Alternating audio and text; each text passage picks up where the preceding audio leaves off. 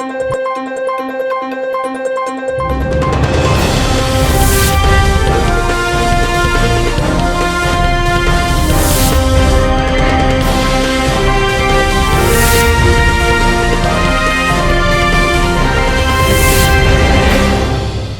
ಟಿವಿಗೆ ಸ್ವಾಗತ. ವಿಷಯ ನಿಮ್ಮದು, ಪ್ರಸಾರ ನಮ್ಮದು. ನಾನು ಸಿದ್ದಿಕ್ ಚಕಮಕ್ಕಿ. ರಾಷ್ಟ್ರಾಧ್ಯಕ್ಷ ಕಳಸಕ್ಕೆ. ಬಿಜೆಪಿ ಪಕ್ಷದ ರಾಷ್ಟ್ರಾಧ್ಯಕ್ಷ ಜೆಪಿ ನಡ್ಡಾ ಅವರು ಚಿಕ್ಕಮಗಳೂರು ಜಿಲ್ಲೆಯ ಕಳಸ ತಾಲೂಕಿನ ಕರ್ನಾಟಕ ಪಬ್ಲಿಕ್ ಶಾಲೆಯ ಆವರಣದಲ್ಲಿ ನಡೆದ ಬಹಿರಂಗ ಸಭೆಗೆ ಆಗಮಿಸಿದ್ದರು. ಈ ಸಂದರ್ಭದಲ್ಲಿ ಮೂಡಿಗೆರೆ ವಿಧಾನಸಭಾ ಕ್ಷೇತ್ರದ ಬಿಜೆಪಿ ಅಭ್ಯರ್ಥಿ ದೀಪಕ್ ದೊಡ್ಡಯ್ಯ ಅವರ ಪರ ಮತಯಾಚನೆ ಮಾಡಿದರು. ಇದರಿಂದ ಬಿಜೆಪಿಗರ ಮುಖದಲ್ಲಿ ಗೆಲುವಿನ ಭರವಸೆಯ ಹುಮ್ಮಸ್ಸು ಮೂಡಿದಂತಾಗಿದೆ. ಭಾರತ್ ಮಾತಾ ಕಿ ವಂದೇ ವಂದೇ, ಭಾರತ್ ಮಾತಾ ಕಿ, ಭಾರತ್ ಮಾತಾ ಕಿ ವಂದೇ ವಂದೇ, ಭಾರತ್ ಮಾತಾ ಕಿ, ಭಾರತ್ ಮಾತಾ ಕಿ, ಭಾರತ್ ಮಾತಾ ಕಿ.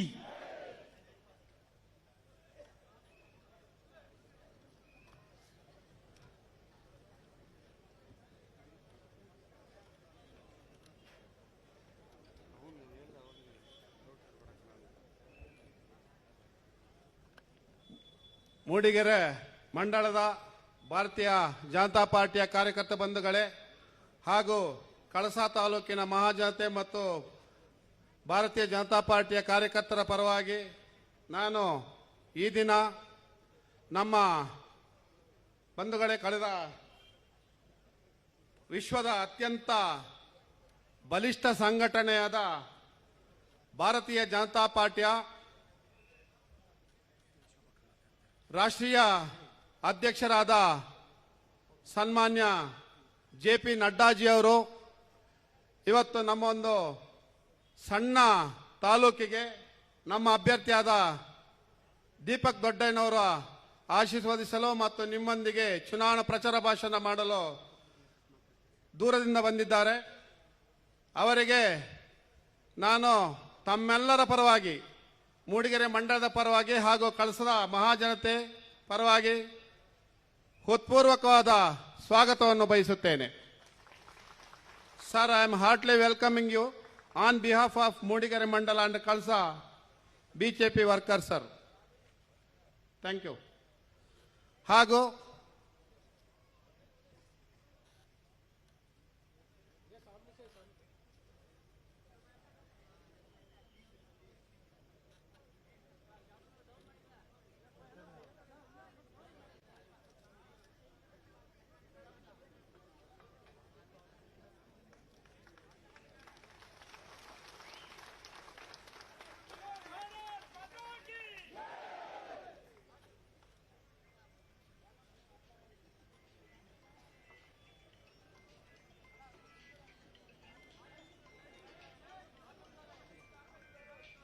ಹಾಗೂ ಇದೀಗ ತಾನೇ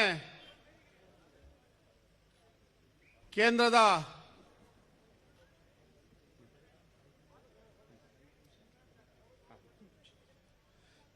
ಮಂತ್ರಿಗಳು ನಮ್ಮ ಉಡುಪಿ ಮತ್ತು ಚಿಕ್ಕಮಗಳೂರು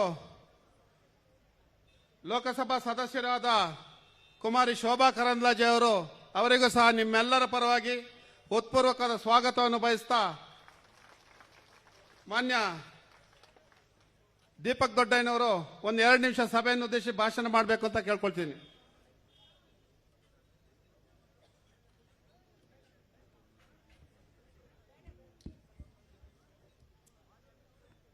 ಬಂಧುಗಳೇ, our national president JP Nadda ji, I am really proud that our national president JP Nadda ji has come to this small village like Kalasa to promote our elections. I am proud of you, sir. And also I welcome Madam Shobha Karandlaje. ಅವರು ನಮ್ಮ ಜೊತೆನೇ ಇರ್ತಾರೆ. ಬಂಧುಗಳೇ, ನಾನು ಮಾತನಾಡ್ತಾ ಇದ್ದೆ ಯಾವಾಗಲೇ ಭಾಳಷ್ಟು ವಿಷಯದ ಮಾತನಾಡೋಕ್ಕೆ. ಕಳಸ ಒಂದು ಸುಸಂಸ್ಕೃತ ಮತದಾರರನ್ನು ಹೊಂದಿರುವಂಥ ಊರು. ಇದು ಒಂದು ಹೋಬಳಿ ಕೇಂದ್ರವಾಗಿತ್ತು, ಇವತ್ತು ತಾಲೂಕು ಕೇಂದ್ರವಾಗಿ ಬದಲಾಗಿದೆ, ಮೇಲ್ದರ್ಜೆಗೇರಿದೆ. ತಾಲೂಕು ಕೇಂದ್ರವಾಗಿರುವಂಥ ಕಳಸಕ್ಕೆ ಒಂದು ತಾಲೂಕಲ್ಲಿರಬೇಕಾದಂಥ ಎಲ್ಲ ಕಚೇರಿಗಳು, ಮಿನಿ ವಿಧಾನಸೌಧ ಇಲ್ಲಿಗೆ ಬರಬೇಕು. ಅದರ ಮೊದಲ ಆದ್ಯತೆ. ಇಲ್ಲಿ ಪೂರ್ಣ ಪ್ರಮಾಣದ ತಾಲೂಕು ಕೆಲಸ ಮಾಡಲಿಕ್ಕೆ ನಾನು ನಿಮ್ಮ ಜೊತೆಲಿ ಇರ್ತೀನಿ ಅನ್ನೋದು ನನ್ನ ಮೊದಲ ಒಂದು ವಾಗ್ದಾನ. ಬಂಧುಗಳೇ, ಕಳಸದಲ್ಲಿ ಇನಾಮ್ ಲ್ಯಾಂಡಿನ ಸಮಸ್ಯೆ ಇದೆ. ಅದು ಸದ್ಯಕ್ಕೆ ಸುಪ್ರೀಂ ಕೋರ್ಟ್ಲಿದೆ. ಅದನ್ನು ಅಧ್ಯಯನ ಮಾಡಿ ತಜ್ಞರೊಂದಿಗೆ ಚರ್ಚಿಸಿ ಅದಕ್ಕೆ ಆ ಸಮಸ್ಯೆಗೆ ಪರಿಹಾರವನ್ನು ಹುಡುಕ್ಲಿಕ್ಕೆ ನಾನು ನಿಮ್ಮ ಜೊತೆಲಿ ಇರ್ತೀನಿ ಅನ್ನುವಂಥ ಮಾತನ್ನು ಹೇಳ್ತಾ,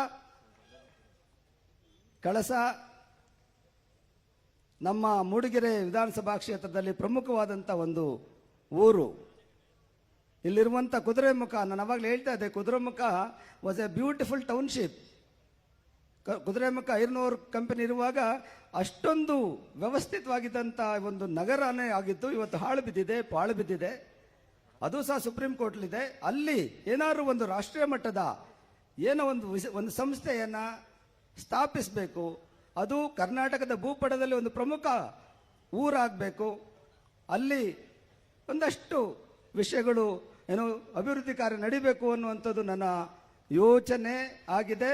ತಮ್ಮ ಜೊತೆ ಕುರಿತು ತಮ್ಮ ಜೊತೆ ಚರ್ಚಿಸಿ ಈರೆರಡನೇ ಅದರ ಪೂರ್ಣ ಮಾಹಿತಿಯನ್ನು ಪಡೆದು ಅದು ಸಹ ಸುಪ್ರೀಂ ಕೋರ್ಟಲ್ಲಿದೆ, ಅದಕ್ಕೆ ಒಂದು ಪರಿಹಾರ ಹುಡುಕೋಣ ಅನ್ನೋ ಮಾತನ್ನು ಹೇಳ್ತಾ, ನಾನು ನಿಮ್ಮ ಮನೆಯ ಮಗ, ನಾನು ನಿಮ್ಮ ಸಹೋದರ, ನಿಮ್ಮ ಬಂಧು, ಸದಾ ನಿಮ್ಮ ಜೊತೆಯಲ್ಲಿರ್ತೇನೆ. ಚುನಾವಣೆಯಲ್ಲಿ ಗೆಲ್ಲಿಸಿ. ಭಾರತೀಯ ಜನತಾ ಪಾರ್ಟಿಯ ಕಮಲದ ಗುರುತು ದೀಪಕ್ ದೊಡ್ಡಯ್ಯ. ಖಂಡಿತ ವಿಶ್ವಾಸ ಇದೆ ನಮಗೆ, ತಾವೆಲ್ಲರೂ ನಮ್ಮನ್ನು ಗೆಲ್ಲಿಸ್ತೀರಾ. ಗೆದ್ದ ನಂತರ ನಾನು ನೆಪ ಮಾತ್ರಕ್ಕೆ ಶಾಸಕ ಅಲ್ಲ, ಸೇವಕ. ತಾವೆಲ್ಲರೂ ಶಾಸಕರಿದ್ದಂಗೆ, ತಾವೆಲ್ಲರೂ ನನ್ನನ್ನು ಆರಿಸ್ತೀರಾ, ಚುನಾಯಿಸ್ತೀರಾ ಅಂತೇಳಿ ಭಾವಿಸಿ ತಮ್ಮೆಲ್ಲರಿಗೂ ವಂದಿಸಿ ಕಾರ್ಯಕ್ರಮಕ್ಕೆ ಮುಂದುವರಿಯಲಿಕ್ಕೆ ಇದು ಮಾಡ್ತಾ ತಾವು ರಾಷ್ಟ್ರಾಧ್ಯಕ್ಷರಿಗೆ ಮತ್ತೊಮ್ಮೆ ಅಭಿನಂದನೆ ಸಲ್ಲಿಸಿ ನಾನು ಮಾತು ಮುಗಿಸ್ತೇನೆ. ಧನ್ಯವಾದಗಳು. ಬಂಧುಗಳೇ, ಸಭೆಯನ್ನುದ್ದೇಶಿ ಈಗ ನಮ್ಮ ನೆಚ್ಚಿನ ಲೋಕಸಭಾ ಸದಸ್ಯರು, ಕೇಂದ್ರದ ಸಚಿವೆಯಾದ ಕುಮಾರಿ ಶೋಭಾ ಕರಂದ್ಲಾಜೆ ಅವರು ಮಾತಾಡಬೇಕು ಅಂತ ಹೇಳಿ ಕೇಳ್ಕೊಳ್ತೀನಿ.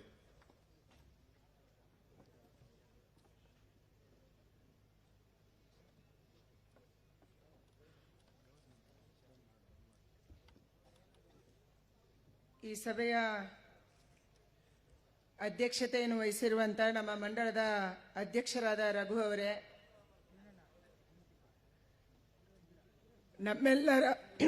ನಮ್ಮೆಲ್ಲರ ನೆಚ್ಚಿನ ನಾಯಕರು, ಯಾರು ಅಧ್ಯಕ್ಷರಾದ ಮೇಲೆ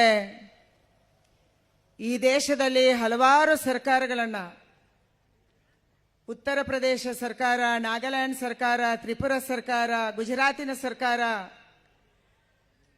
ಯಾರ ನೇತೃತ್ವದಲ್ಲಿ ಬರಲಿಕ್ಕೆ ಸಾಧ್ಯ ಆಯಿತು ಅಂತ ನಮ್ಮ ರಾಷ್ಟ್ರೀಯ ಅಧ್ಯಕ್ಷರಾದ ಸನ್ಮಾನ್ಯ JP ನಡ್ಡಾಜಿ ಅವರೇ, ಕಲ್ಮಣಪ್ಪನವರೇ, MK ಪ್ರಾಣೇಶ್ ಅವರೇ, ಅರುಣ್ ಕುಮಾರ್ ಅವರೇ, ದೇವರಾಜ್ ಶೆಟ್ಟಿ ಅವರೇ, ಪ್ರೇಮ್ ಕುಮಾರ್ ಅವರೇ ಮತ್ತು ನಮ್ಮೆಲ್ಲರ ಕೇಂದ್ರ ಬಿಂದು ಇವತ್ತಿನ ಮದುಮಗ, ನಮ್ಮ ಅಭ್ಯರ್ಥಿ, ಕಳೆದ 4-5 ವರ್ಷಗಳಿಂದ ಪಕ್ಷದ ಸಂಘಟನೆಗಾಗಿ ನಿರಂತರವಾಗಿ ಶ್ರಮವನ್ನು ಪಡ್ತಾ ಇರುವಂಥ ದೀಪಕ್ ದೊಡ್ಡಯ್ಯನವರೇ, ಇಲ್ಲಿ ಬಂದಿರುವಂಥ ನನ್ನೆಲ್ಲ ಕಾರ್ಯಕರ್ತ ಬಂಧುಗಳೇ, ವೇದಿಕೆಯಲ್ಲಿರುವಂಥ ಎಲ್ಲ ಪದಾಧಿಕಾರಿ ಬಂಧುಗಳೇ, ದೂರದ ಡೆಲ್ಲಿಯಿಂದ ನಮ್ಮ ಭಾಗದಲ್ಲಿ ನಮ್ಮ ಜೊತೆ ಸೇರಿ ಕೆಲಸವನ್ನ ಮಾಡ್ತಾ ಇರುವಂಥ ಸತೀಶ್ ಗರ್ಗ್ ಅವರೇ, ಮಾಧ್ಯಮದ ಸ್ನೇಹಿತರೆ, ನಾನು ಹೆಚ್ಚು ಮಾತಾಡೋದಕ್ಕೆ ಹೋಗೋದಿಲ್ಲ. ಯಾಕಂದ್ರೆ 2 ಗಂಟೆಗೆ ನಮ್ಮ ಸಭೆಯನ್ನ ಕಾನೂನು ಪ್ರಕಾರ ನಾವು ಮುಗಿಸಬೇಕಾಗಿದೆ. ನಡ್ಡಾಜಿ ಅವರು ಬರೋದು ಸ್ವಲ್ಪ ತಡ ಆಗಿದೆ, ಅದಕ್ಕಾಗಿ ಅವರಿಗೆ ನಾವು ಹೆಚ್ಚಿನ ಅವಕಾಶವನ್ನ ಕೊಡಬೇಕು. ಈ ಚುನಾವಣೆ ಸತ್ಯ ಮತ್ತು ಅಸತ್ಯದ ಮಧ್ಯೆ ನಡೀತಾ ಇರುವಂತ ಚುನಾವಣೆ. ಈ ಚುನಾವಣೆ ಧರ್ಮ ಮತ್ತು ಅಧರ್ಮದ ಮಧ್ಯೆ ನಡೀತಾ ಇರುವಂತ ಚುನಾವಣೆ. ಈ ಚುನಾವಣೆ ನರೇಂದ್ರ ಮೋದಿ ಅವರ ಜೊತೆ ಯಾರು ಇರಬೇಕು ಅನ್ನುವಂಥದ್ದನ್ನ ಲೆಕ್ಕಾಚಾರ ಹಾಕುವಂತ ಚುನಾವಣೆ. ನರೇಂದ್ರ ಮೋದಿ ಅವರು ಒಂದು ಮಾತನ್ನ ಹೇಳಿದ್ದಾರೆ, ನೀವು ಬೂತನ್ನ ಗೆಲ್ಲಿಸ್ಕೊಡಿ, ನಾನು ದೇಶವನ್ನ ಗೆಲ್ಲಿಸ್ಕೊಡ್ತೀನಿ ಅನ್ನುವಂತ ಮಾತನ್ನ ನರೇಂದ್ರ ಮೋದಿ ಅವರು ಹೇಳಿದ್ದಾರೆ. ಅದಕ್ಕಾಗಿ ನಾವೆಲ್ಲರೂ ಸೇರಿ ನಮ್ಮ ಬೂತನ್ನ ಗೆಲ್ಲಿಸಬೇಕು. ನಮ್ಮ ಬೂತನ್ನ ಗೆಲ್ಲಿಸುವುದರ ಮೂಲಕ ದೀಪಕ್ ದೊಡ್ಡ ಅವರನ್ನ ಗೆಲ್ಲಿಸಬೇಕು. ಕರ್ನಾಟಕ ರಾಜ್ಯದಲ್ಲಿ ನಮ್ಮ ಸರ್ಕಾರ ಬರೋದು 100ಕ್ಕೆ 100 ನಿಶ್ಚಿತ. ಪ್ರಧಾನಮಂತ್ರಿ ಅವರು, ಅಮಿತ್ ಶಾ ಅವರು, ನಮ್ಮ ಯಡಿಯೂರಪ್ಪನವರು, ಬೊಮ್ಮಾಯಿ ಅವರು ಸಂಕಲ್ಪ ಮಾಡಿದ್ದಾರೆ. ಮೊದಲ ಬಾರಿಗೆ ಕರ್ನಾಟಕದಲ್ಲಿ ಬಹುಮತದ ಸರ್ಕಾರ ಬರಬೇಕನ್ನುವಂತ ಸಂಕಲ್ಪವನ್ನ ಮಾಡಿದ್ದಾರೆ. 2008ರಲ್ಲಿ ನಮಗೆ ಬಹುಮತ ಬಂದಿರಲಿಲ್ಲ, 2018ರಲ್ಲೂ ನಮಗೆ ಬಹುಮತ ಬಂದಿರಲಿಲ್ಲ, 4-5 ಸೀಟು ಕಡಿಮೆ ಬಿತ್ತು. ಆದ್ರೆ ಈ ಸಾರಿ ನಮಗೆ ಸಂಕಲ್ಪ ಇದೆ, ನರೇಂದ್ರ ಮೋದಿ ಅವರ ಜೊತೆ ಹೆಜ್ಜೆಗೆ ಹೆಜ್ಜೆ ಹಾಕುವಂತ, ನರೇಂದ್ರ ಮೋದಿ ಅವರು ಕೊಟ್ಟಂತ ಒಂದೊಂದು ಯೋಜನೆಯನ್ನು ನಿಮ್ಮ ಹಳ್ಳಿಗೆ ತಲುಪಿಸುವಂತ ರಾಜ್ಯ ಸರ್ಕಾರ ಇಲ್ಲಿಗೆ ಬೇಕಾಗಿದೆ. ಡಬಲ್ ಎಂಜಿನ್ ಸರ್ಕಾರ ರಾಜ್ಯದಲ್ಲೂ ಅಭಿವೃದ್ಧಿ ಮಾಡುತ್ತೆ, ರಾಜ್ಯದ ಮೂಲಕ ದೇಶದಲ್ಲೂ ಅಭಿವೃದ್ಧಿ ಮಾಡುತ್ತೆ ಅನ್ನುವಂಥದ್ದನ್ನ ಇವತ್ತು ಪ್ರಧಾನಿ ನರೇಂದ್ರ ಮೋದಿ ಅವರ ಅಪೇಕ್ಷೆ ಏನಿದೆ ಅದನ್ನು ಈಡೇರಿಸುವಂತ ಕೆಲಸ ಮಾಡ್ತೀವಿ. ಇಲ್ಲಿರುವಂತ ಕೂತಿರುವಂತ ರೈತರು ನಿಮ್ಗೆ ಭೂಗಲ್ರು ಅಂತಿದ್ರು, ಅಧಿಕಾರಿಗಳು ಬಂದಾಗ ಹೆದರಿಸ್ತಿದ್ರು. ಆದ್ರೆ ಇವತ್ತು ಕರ್ನಾಟಕ ರಾಜ್ಯ ಸರ್ಕಾರ ಒತ್ತುವರಿಯನ್ನ ನಿಮ್ಮೆಲ್ಲರಿಗೆ ಲೀಸ್ ಕೊಡುವುದರ ಮೂಲಕ ನಿಮ್ಮ ಗೌರವವನ್ನು ಕಾಪಾಡುವಂತ ಕೆಲಸವನ್ನ ಭಾರತೀಯ ಜನತಾ ಪಾರ್ಟಿಯ ಸರ್ಕಾರ ಮಾಡಿದೆ. ಬಂಧುಗಳೇ, ಅಭಿವೃದ್ಧಿ ಕೆಲಸ ಮಾಡಿದೀವಿ. ನಮ್ಮ ರಸ್ತೆಗಳ ಅಭಿವೃದ್ಧಿ, ಮನೆ ಕೊಡುವಂತ ಕೆಲಸ, ಉಜ್ವಲ ಗ್ಯಾಸ್ ಇಲ್ಲದವರಿಗೆ ಗ್ಯಾಸ್ ಕೊಡುವ ಕೆಲಸ, ವಿದ್ಯುತ್ ಇಲ್ಲದವರಿಗೆ ವಿದ್ಯುತ್ ಕೊಡುವ ಕೆಲಸ, ಇಂಥ ಹಲವಾರು ಅಭಿವೃದ್ಧಿ ಕೆಲಸವನ್ನ ಕೇಂದ್ರದ ರಾಜ್ಯದ ಯೋಜನೆಗಳನ್ನು ತಲುಪಿಸಿದಂತ ಪ್ರಾಮಾಣಿಕ ಪ್ರಯತ್ನವನ್ನ ನಾವು ಮಾಡಿದೀವಿ. ಇವತ್ತು ಮತ್ತಷ್ಟು ನಮ್ಮ ಅಭಿವೃದ್ಧಿ ಯೋಜನೆಗೆ ವೇಗ ಸಿಗಬೇಕು, ಯೋಜನೆಗಳು ಇಲ್ಲಿ ಬರಬೇಕು ಅಂತಂದ್ರೆ ಈ ಸರ್ಕಾರ ಮತ್ತೆ ಮುಂದುವರಿಬೇಕಾಗಿದೆ. ಭಾರತೀಯ ಜನತಾ ಪಾರ್ಟಿಯ ಸರ್ಕಾರ ರಾಜ್ಯದಲ್ಲಿ, ಭಾರತೀಯ ಜನತಾ ಪಾರ್ಟಿಯ ಸರ್ಕಾರ ಕೇಂದ್ರದಲ್ಲಿ ಇಬ್ಬರು ಒಟ್ಟಿಗೆ ಇದ್ದು ಈ ಒಂದು ಅಭಿವೃದ್ಧಿ ಕೆಲಸ ಮಾಡಬೇಕಾಗಿದೆ. ನಿಮ್ಮ ಧ್ವನಿ ಯಾರು ಇರಬೇಕು ವಿಧಾನಸೌಧದಲ್ಲಿ? ನಮ್ಮ ಧ್ವನಿಯನ್ನ ಧ್ವನಿಯಾಗಿಸುವಂತ, ನಮ್ಮ ನೋವುಗಳನ್ನ ವಿಧಾನಸೌಧದಲ್ಲಿ ಹೇಳುವಂತ ದೀಪಕ್ ದೊಡ್ಡಯ್ಯ ಅವರನ್ನ ದಯಮಾಡಿ ನಾವೆಲ್ಲರೂ ಸೇರಿ ವಿಧಾನಸಭೆಗೆ ಕಳಿಸೋಣ, MLA ಮಾಡೋಣ, ನಮ್ಮ ಧ್ವನಿಯನ್ನು ವಿಧಾನಸೌಧದಲ್ಲಿ ಮುಟ್ಟಿಸುವ ಪ್ರಯತ್ನವನ್ನು ಮಾಡೋಣ ಅನ್ನುವಂತ ಮಾತನ್ನು ಹೇಳ್ತಾ ನಿಮ್ಮೆಲ್ಲರಿಗೆ ಕೂಡ ವಂದನೆಯನ್ನು ಸಲ್ಲಿಸಿ ದೀಪಕ್ ದೊಡ್ಡಯ್ಯ ಅವರನ್ನ ಗೆಲ್ಸಕ್ಕೆ ಬರುವಂತ 13-14 ದಿನ ಮನೆ ಮನೆಗೆ ಹೋಗಿ ಮತ ಕೇಳಿ ಮನೆಯವರನ್ನ ಮನವೊಲಿಸಿ ಕರ್ಕೊಂಡು ಬಂದು ಬೂತಲ್ಲಿ ಓಟ್ ಹಾಕಿಸಿ ಪ್ರಧಾನಮಂತ್ರಿ ಅವರ ಸಂಕಲ್ಪ ಬೂತನ್ನ ನೀವು ಗೆಲ್ಲಿಸಿ ದೇಶ ನಾವು ಗೆಲ್ಲಿಸಿ ಅನ್ನುವಂತ ಮಾತನ್ನ ನಾವು ಕೂಡ ಸತ್ಯ ಮಾಡೋಣ ಅನ್ನುವಂತ ಮಾತನ್ನು ಹೇಳಿ ನಿಮ್ಮೆಲ್ಲರಿಗೆ ವಂದಿಸಿ ನನ್ನ ಮಾತು ಮುಗಿಸ್ತೀನಿ. ಬೋಲೋ ಭಾರತ್ ಮಾತಾ ಕಿ ಜಯಪ್ರಕಾಶ್ ನಡ್ಡಾ ಅವರಿಗೆ, JP ನಡ್ಡಾ ಅವರಿಗೆ, ದೀಪಕ್ ದೊಡ್ಡಯ್ಯ ಅವರಿಗೆ.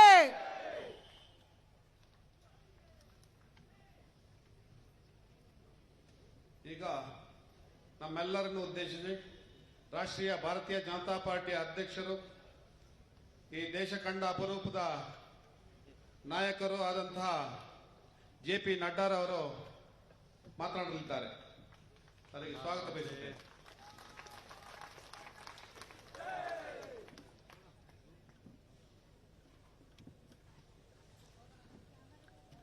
आज के इस जनसभा में मेरे साथ उपस्थित भारत सरकार में मंत्री बहन शोभा करंदलाजे जी, हमारे बहुत ही होनहार प्रत्याशी श्री दीपक डोडैया जी, हमारे कैंडिडेट, हमारे DS अरुण जी, हमारे MLC MK Pranesh ji,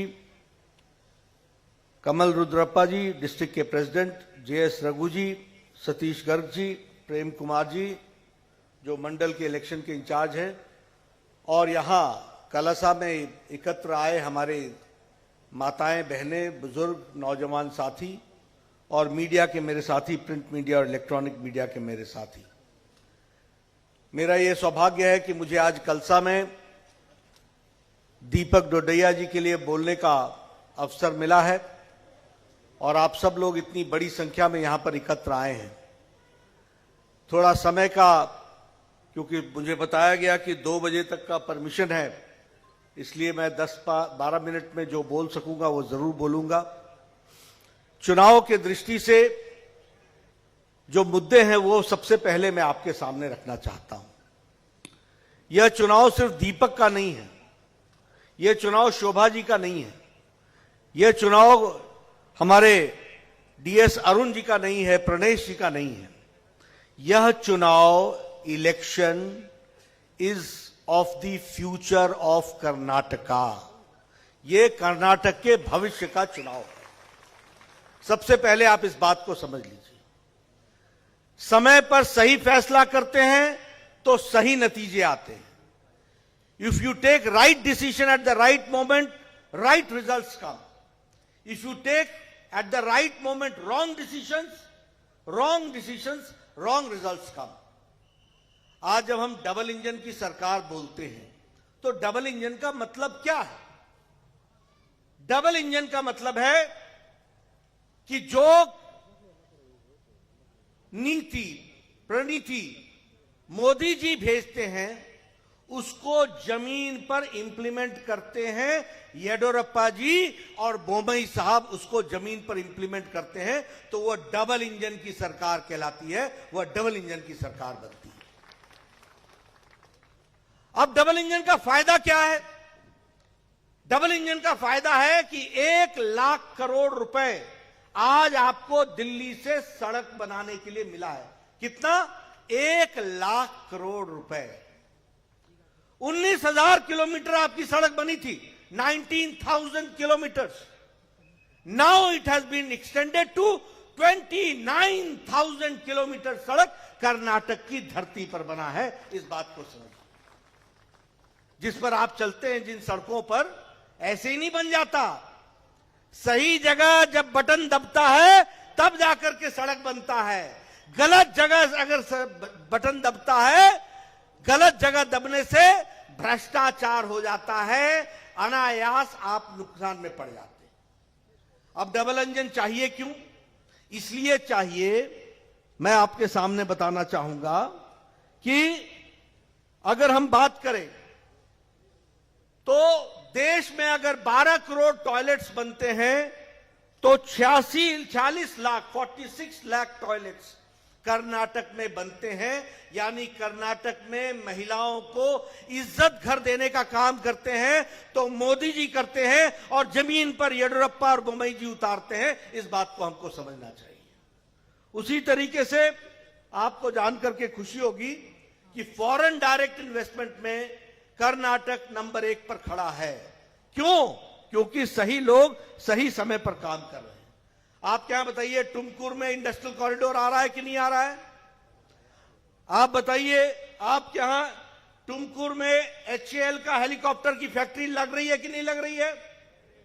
67% of helicopter defence का भारत में कर्नाटक में बनने वाला है। 67%। इस बात को समझिए। उसी तरीके से फार्मर्स के लिए और फार्मर्स के बच्चों के लिए रायता विद्या योजना चल रही है कि नहीं चल रही है? आप बताइए, रायता शक्ति स्कीम चल रही है कि नहीं चल रही है? आप बताइए, भूश्री स्कीम चल रही है कि नहीं चल रही है? तो डबल इंजन की सरकार होती है तो बोम्मई साहब भी काम करते हैं, और हमारे मोदी जी का जो आशीर्वाद है वो पूरा का पूरा कर्नाटक को मिल रहा है। इस बात को समझना चाहिए।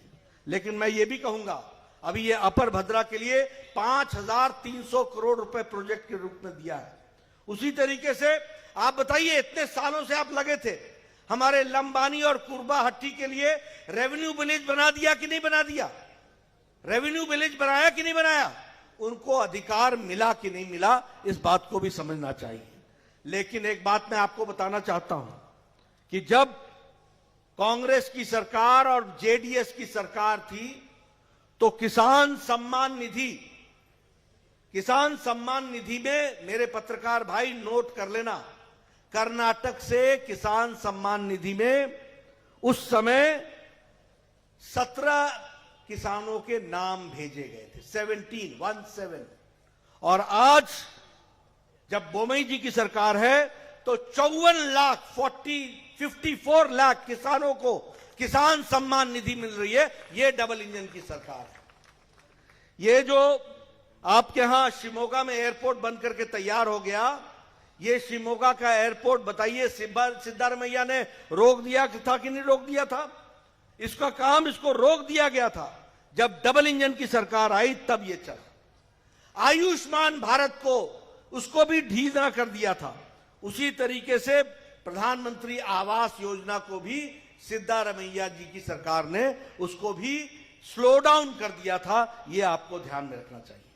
अभी प्रधानमंत्री आवास योजना में 4 करोड़ घर बन रहे हैं और उसमें से नहीं, प्रधानमंत्री गरीब कल्याण अन्न योजना में 4 करोड़ लोगों को 2 वक्त की रोटी का इंतजाम हो रहा है। 5 किलो चावल या 5 किलो गेहूं, 1 किलो नमक देने का इंतजाम अगर मोदी जी ने किया है तो बोमई साहब ने उसको 4 करोड़ जनता तक पहुंचाने का काम कर्नाटक में किया है। यह हमको समझना चाहिए। इसलिए डबल इंजन की सरकार का आवश्यकता है।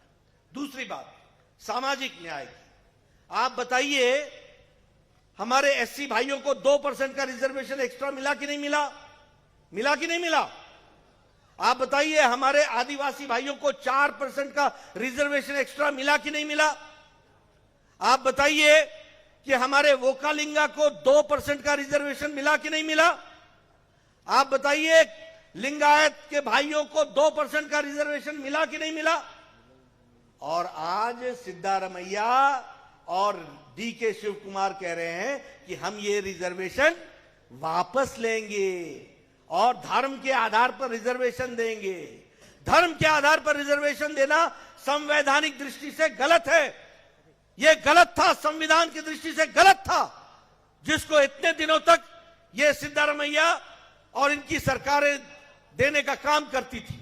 आज अगर आप धार्मिक आधार पर रिजर्वेशन दोगे तो किसका रिजर्वेशन लोगे? वोकालिंगा का रिजर्वेशन लोगे? एससी का रिजर्वेशन लोगे? लिंगायत का रिजर्वेशन लोगे? एसटी का रिजर्वेशन लोगे? किसका रिजर्वेशन लोगे? इसलिए सामाजिक सद्भाव की दृष्टि से काम करने का काम हमारे यहां किया गया है। आजकल कांग्रेस के लोगों को लिंगायतों की बड़ी चिंता हो गई है, बहुत चिंता हो गई। आप बताइए, निजलिंगप्पा क्या थे? लिंगायत थे कि नहीं थे? उनको बेइज्जती करके निकालने का काम किसने किया था? आप बताइए, ये पाटिल साहब जो मुख्यमंत्री थे, उनको बेइज्जत करके निकालने का काम किसने किया था? कांग्रेस की सरकारों ने किया था। आज बहुत बड़े आप हितैषी लिंगायत के बनते हैं।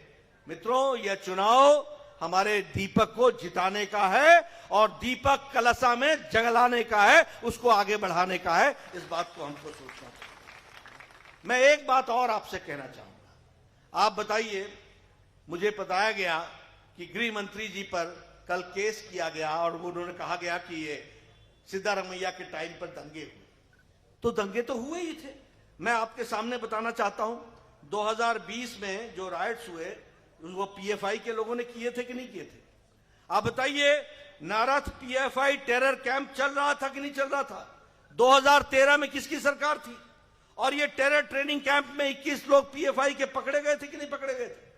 आप बताइए, येडियुरप्पा जी ने पीएफआई पर, पीपल्स फ्रंट ऑफ इंडिया पर 175 केस दायर किए थे, 175 केस। 1700 लोगों को जेल के पीछे डाला था। और सिद्धारमैया की जब सरकार आई तो ये सारे केस वापस ले लिए गए और 1700 लोगों को छोड़ दिया गया। ये काम सिद्धारमैया ने किया। आप बताइए, समाज में अशांति फैलाई थी कि नहीं फैलाई थी? आप बताइए, होम मिनिस्टर उस समय रामलिंगा रेड्डी थे। 2018 में उन्होंने होम मिनिस्टर रहते हुए पीएफआई पर बैन लगाने से इनकार किया था कि नहीं किया था? उसी तरीके से हर्षा का मर्डर हुआ था कि नहीं था, जो बजरंग दल का कार्यकर्ता था? उसी तरीके से प्रवीण का पीएफआई के कार्यकर्ताओं ने मर्डर किया था कि नहीं किया था? मैं दावा करता हूं कि कांग्रेस की सरकार में 80 कम्युनल राइट्स हुए। Note my words, 80 communal riots हुए तो कांग्रेस के टाइम में हुए। ये आपको ध्यान में रखना चाहिए। और आज जब से येडियुरप्पा जी की और बोमई जी की सरकार आई है, अमित शाह जी ने पीएफआई पर ठोस आधार पर बैन लगा दिया है। गैर राष्ट्रवादी लोगों को कोई जगह भारत में नहीं है। ऐसे लोगों को जेल के पीछे डालने का काम किया तो वो हमारी सरकार ने किया है। इस बात को ध्यान में रखिए। आप बताइए, पीएफआई पर बैन लगा रहना चाहिए कि नहीं लगा रहना चाहिए?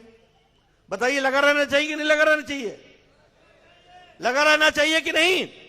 अगर पीएफआई पर बैन लगा रहना चाहिए तो विधानसभा में दीपक डोडैया को भेजना चाहिए, ये आपको याद रखिए।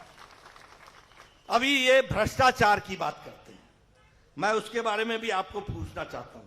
ये 400 करोड़ रुपए का माला प्रभा, ये जो कैनाल स्कैम था 2016 का, सिद्धारमैया जी जरा मेरे को जवाब दे देना। माला प्रभा, ये जो कैनाल स्कैम था, पुलिस रिक्रूटमेंट में स्कैम था कि नहीं था 2018 में? सिद्धारमैया जी मुझे जवाब चाहिए। पुलिस स्कैम, उसी तरीके से टीचर्स रिक्रूटमेंट स्कैम 2014 का। मैं स्कैम बता रहा हूं आपको, आप एक स्कैम बता दो येडियुरप्पा जी के टाइम का और बोम्मई साहब के टाइम का। मैं आपको स्कैम सिद्धारमैया के टाइम का बताता हूं, ये आप नोट कीजिए। मैं बताना चाहता हूं, ये अर्कवती स्कैम में 8,000 हमारे किसानों को सिद्धारमैया ने उनके अधिकारों से वंचित रखा था कि नहीं रखा था? उसी तरीके से ये flyover scam, steel flyover scam, इसमें 65 करोड़ रुपए का किकबैक हुआ, ये सिद्धारमैया जी के टाइम का स्कैम है। उसी तरीके से कर्नाटक पावर कॉर्पोरेशन लिमिटेड, ये भी सिद्धारमैया जी के टाइम का है। और बृहत बेंगलुरु महानगर पालिका का जो स्कैम था वो आरओ प्लांट का था और उसके साथ साथ बोरवेल का स्कैम था, यह भी स्कैम सिद्धारमैया जी के टाइम पर हुआ है। मित्रों, ये भ्रष्टाचारी लोग, ये भ्रष्टाचार करने वाले लोग, इनकी सरकारों में इतने बड़े बड़े भ्रष्टाचार हुए, ये आज भ्रष्टाचार की बात कर रहे हैं। मुझे जवाब दें इन स्कैमों का। और ये डीके शिव कुमार, क्या ये सच्चाई नहीं है कि वो बेल पर है? क्या ये सच्चाई नहीं है कि उसके ऊपर मनी लॉन्ड्रिंग का केस है? क्या ये सच्चाई नहीं है कि एसेट से ज्यादा संपत्ति होने का केस है? ये देखिए, ऐसे भ्रष्टाचारी, ऐसे लोगों को लाना है क्या? ऐसे लोगों को लाना है क्या? मैं सही बोल रहा हूं कि नहीं बोल रहा हूं? सही बोल रहा हूं कि नहीं? अगर सही बोल रहा हूं तो दीपक डोडैया को विधानसभा में भेजना है, कमल के निशान पर बटन दबाना है। मित्रों, ये भ्रष्टाचार, ये अनाचार और ये वंशवाद, इसकी फैक्ट्री कांग्रेस पार्टी है। इसकी फैक्ट्री है कांग्रेस पार्टी। जहां आएंगे वहां भ्रष्टाचार ही करेंगे, जहां आएंगे वहां भ्रष्टाचार पहुंचाएंगे। आप बताइए, कर्नाटक को भ्रष्टाचार मुक्त रखना है ना? भ्रष्टाचार मुक्त रखना है ना? अगर रखना है तो फिर दीपक डोडैया को विधानसभा में भेजना है, इस बात को याद रखिए। मैं आपका ज्यादा समय नहीं लूंगा और आप सब लोगों ने मेरी बात को बड़े ध्यान से सुना है। मैं समय की पाबंदी के कारण अपनी बात को यही विराम देता हूं और दीपक जी को चुनाव जिताइए, यही आपसे निवेदन करता हूं। बहुत बहुत धन्यवाद।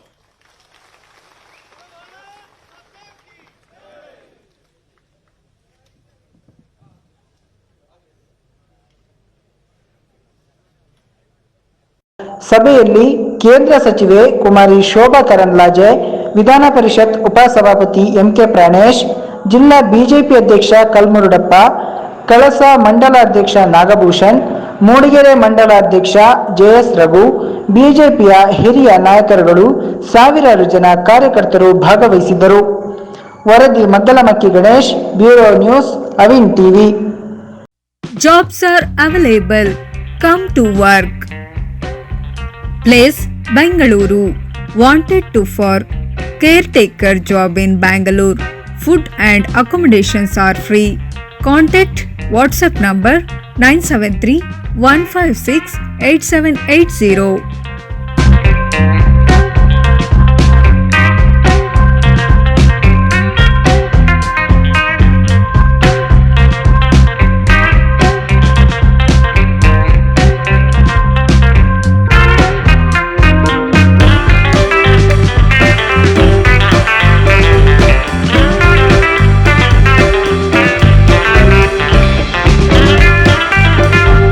ಕೆಲಸ ಖಾಲಿ ಇದೆ. ಇಲ್ಲಿ ಕೇರ್ ಟೇಕರ್ ಕೆಲಸಕ್ಕೆ ಮಹಿಳೆಯರು, ಹುಡುಗಿಯರು ಬೇಕಾಗಿದ್ದಾರೆ. ಊಟ, ವಸತಿ ಉಚಿತ. ಸಂಪರ್ಕಿಸಿ ವಾಟ್ಸ್ಆಪ್ ನಂಬರ್ಗೆ ವಾಟ್ಸ್ಆಪ್ ಮಾಡಿ 731 568 780.